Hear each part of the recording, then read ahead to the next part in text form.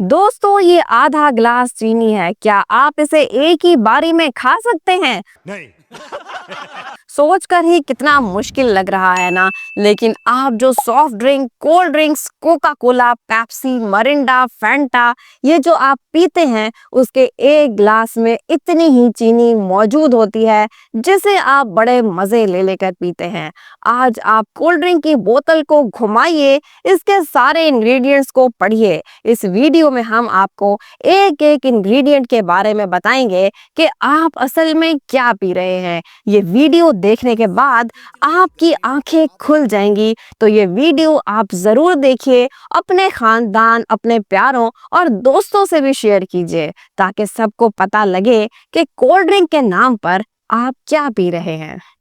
दोस्तों, soft drinks हमारी जिंदगी में इतनी आम हो चुकी हैं कि आप पूरी दुनिया के किसी भी मुल्क के किसी भी कोने में चले जाएं, आपको कोका कोला की बोतल मिल ही जाएगी। पूरी दुनिया में सिर्फ दो ममालिक ऐसे हैं जहां कोका कोला नहीं बिकती। एक है नॉर्थ कोरिया और दूसरा है क्यूबा। उसके अलावा पूरी दुनिया में क्रिकेट मैच से लेकर कॉलेज की कैंटीन तक, सिनेमा हॉल से लेकर शादी हॉल तक, बच्चों से लेकर बूढ़ों तक सभी इसे पीते दिखाई देते हैं। सबसे पहले शुरुआत करते हैं इसके इंग्रेडिएंट से। आप एक सॉफ्ट ड्रिंक की बोतल को घुमाइए और इसके इंग्रेडिएंट चेक कीजिए। मरिंडा की बोतल पर लिखा है कि 100 ml में 55 कैलोरीज हैं। अगर हम हिसाब लगाएं तो 600 ml की बोतल में 330 कैलोरीज पाई जाती हैं। दोस्तों, ये इतनी कैलोरीज हैं जितनी 2 आलू के पराठे में है। अब समझने की बात यह है कि अगर आप 2 आलू के पराठे खाते हैं तो ये आपका लंच हो सकता है, आपका पेट भर सकता है।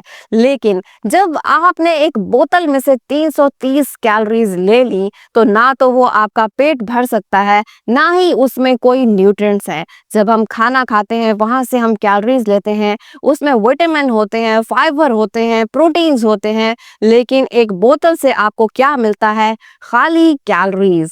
जब आप एक गिलास पीते हैं कोल्ड ड्रिंक का तो उसके साथ आधा गिलास आप चीनी का भी खा लेते हैं, और इतनी ज्यादा चीनी आपको बीमार कर सकती है। अब आप पूछेंगे कि एक नॉर्मल इंसान कितनी एडेड शुगर ले सकता है? एडेड शुगर वो है जो हम खुद चम्मच भर भर के अपने खानों में डालते हैं, उसको हम एडेड शुगर कहते हैं। तो अमेरिकन हार्ट एसोसिएशन के मुताबिक हमारी बॉडी को एडेड शुगर की बिल्कुल भी जरूरत नहीं है, क्योंकि नेचुरल शुगर जो कि फ्रूट्स में होती है, दूध में होती है, उससे हमारी बॉडी की जो शुगर की जरूरत है वो पूरी हो जाती है। अगर आप दूध पीते हैं तो दूध में होता है लैक्टोज, आप फ्रूट्स खाते हैं तो फ्रूट में होता है फ्रैक्टोज। इससे आपकी जो शुगर की जरूरत है वो पूरी हो जाती है।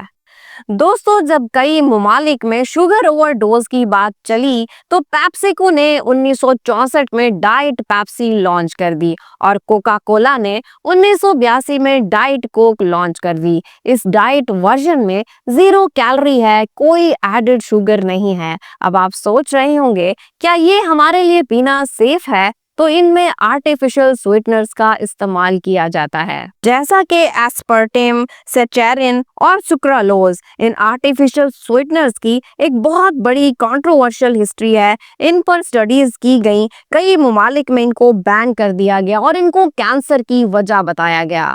लेकिन फिर भी अगर आप पूछो कि कितनी शुगर रोजाना की बुनियाद पर अगर हम खाएं तो वो हमारे लिए सेफ है, तो एक अडल्ट मेल के लिए 36 ग्राम शुगर और एक अडल्ट फीमेल के लिए 25 ग्राम शुगर रिकमेंडेड लिमिट है। लेकिन जब आप एक बोतल पीते हैं तो उसमें 82.8 ग्राम शुगर मौजूद होती है, जो कि आपकी रिकमेंडेड लिमिट से कई गुना ज्यादा है। आप एक ग्लास बोतल का पीते हैं और उससे आप अपनी रिकमेंडेड लिमिट को क्रॉस कर जाते हैं।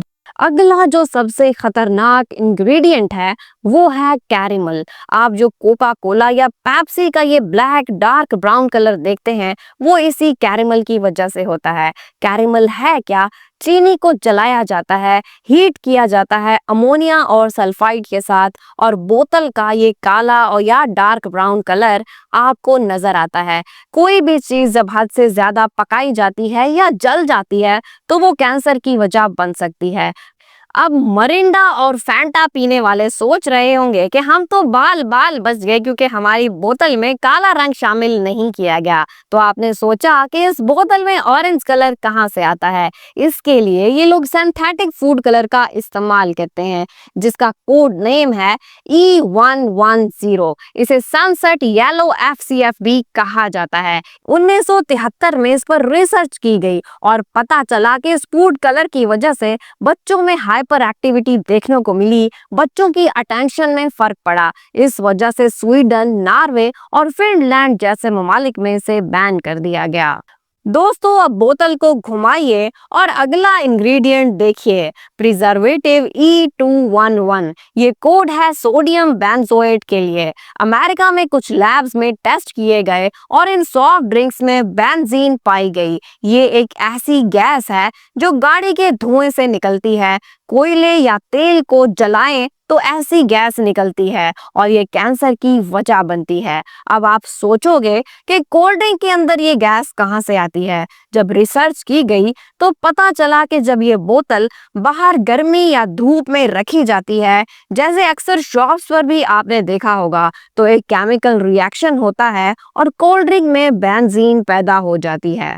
अब अगला इंग्रेडिएंट है फास्फोरिक एसिड। ये इन बोतलों में बैक्टीरिया की ग्रोथ को रोकने के लिए डाला जाता है। ये इतना खतरनाक नहीं है, दूध में भी पाया जाता है, लेकिन जब आप इसे ज्यादा मिकदार में लेते हैं तो आपके दांत खराब हो जाते हैं। मैंने कोल्ड ड्रिंक्स के अब तक आपको जितने भी नुकसानात बताए हैं, ये सबसे छोटा नुकसान है। दोस्तों अब अगर आप अपने किसी मेहमान को सॉफ्ट ड्रिंक ऑफर करते हैं तो पहले आप उससे पूछ लें कि भाई साहब क्या आप पानी पीना पसंद करेंगे जिसमें डली है ढेर सारी चीनी, carbon dioxide, sodium benzoate, artificial food colours, artificial sweeteners, citric acid. और इसको पीने से आपके गुर्दे खराब हो सकते हैं, आप मोटापे का शिकार हो सकते हैं, आप दिल की बीमारियों का शिकार हो सकते हैं और आप कैंसर का भी शिकार हो सकते हैं। और मैं नहीं चाहूंगा कि आप इन सब का शिकार हों।